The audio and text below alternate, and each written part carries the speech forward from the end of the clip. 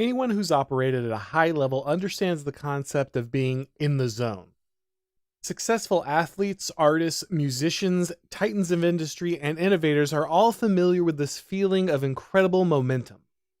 When preparation, mastery, and excellence meet the perfect moment of opportunity, it can feel like destiny.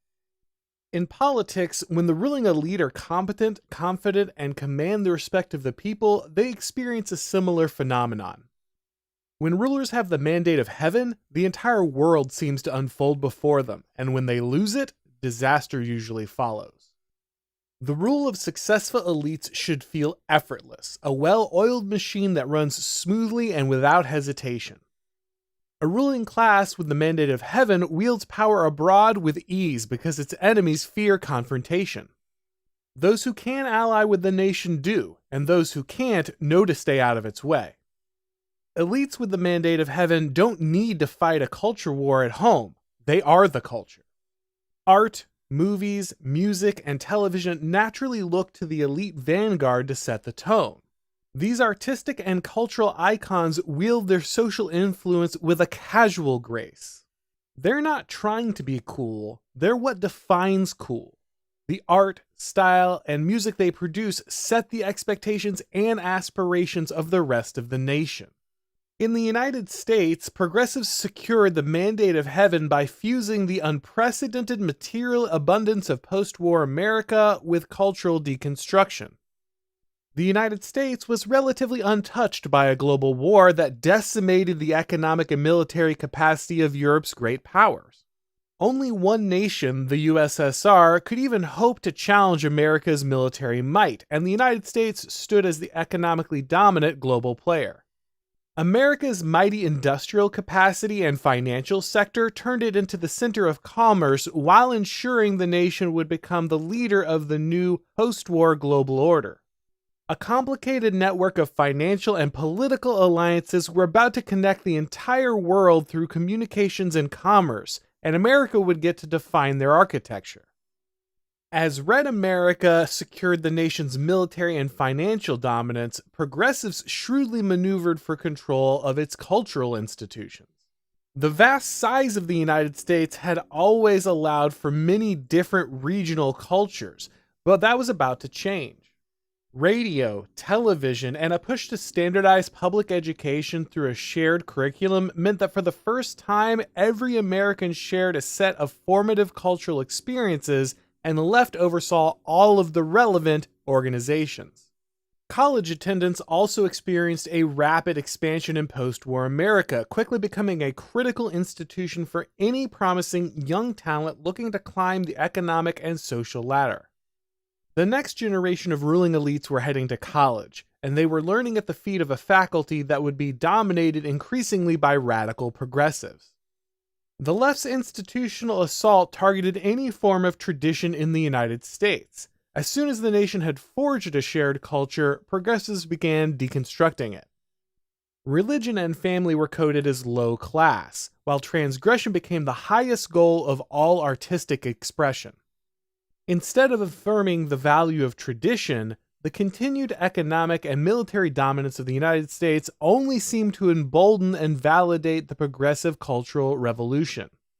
The fall of the Soviet Union secured America's status as the most dominant global force, both militarily and economically. While the left began its cultural siege with a harsh critique of both capitalism and the military, the movement slowly changed its tune while acquiring control of the boardroom and the Pentagon. Suddenly, Wall Street and the armed forces were woke, and it seemed like nothing could stop complete domination by our progressive overlords. But then the most horrible tragedy that could possibly befall a ruling class struck progressives. They became uncool. The left won the culture war by turning that which was sincere and wholesome into something lame and embarrassing. The earnest communication of values, the genuine care for maintaining traditions, these were all mocked relentlessly. That works fine if you're simply deconstructing what came before, but once you gain power and you need to maintain some shared moral vision that allows you to rule, you've painted yourself into a corner. Generations of Americans have been trained to see the sincere communication of values as low status, and this proved a critical weakness for progressive elites. While the left claims the banner of progress, its ideology is anti-civilizational in nature. Deconstruction may have abolished the structures of power that the leftists opposed, but it doesn't actually construct anything that moves a society towards a better future. The left still needs to broadcast its propaganda through mass media and education, but it's running out of credible threats. Deconstruction only works if you're the underdog, and it's difficult to maintain a cool and subversive image when you're clearly holding all the levers of power. This is why popular entertainment has become so incredibly cringe. Every movie is just a social justice sermon wearing the skin of a beloved franchise that is now many decades past its prime. Woke Lord of the Rings, race-swapped Disney remakes, and the 37th Marvel superhero sequel aren't exactly setting the box office on fire. Everything has the ham-fisted messaging of a 1980s after-school special, and that's the kiss of death. The values of the left aren't grounded in any real organic tradition. The progressive moral vision is simply a perverse inversion of natural hierarchy devoid of any connection to the good, the beautiful, and the true. This funhouse mirror version of morality may be a useful tool of deconstruction, but when it's time to build, progressive philosophy has nothing of substance to say. Any attempt by leftists to establish a new morality in this environment will sound shrill, hollow, and grating because progressives have made the communication of moral standards passé. Look, I'm not known for providing hopeful predictions, but this is my rare moment of optimism, so enjoy it. I don't think we're in for a 1,000-year woke Reich. Despite having the most powerful army in human history at their disposal, our progressive elites couldn't defeat an army of goat herders wielding machine guns mounted on pickup trucks.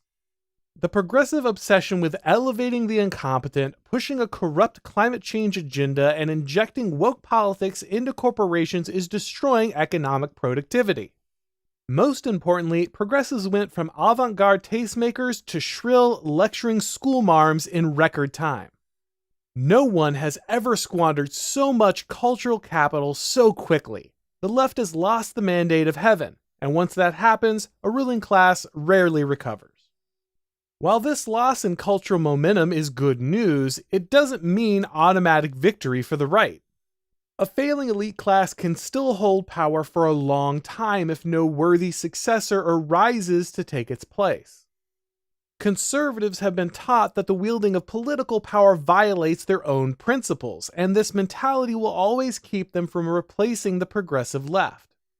The first step in attaining the mandate of heaven is knowing without a doubt that you have the right to rule. No one who is squeamish about that fact will be able to displace our current elite, no matter how weak, incompetent, and cringe they may be. A new era could be on the horizon, but the right must prove itself worthy to take the reins.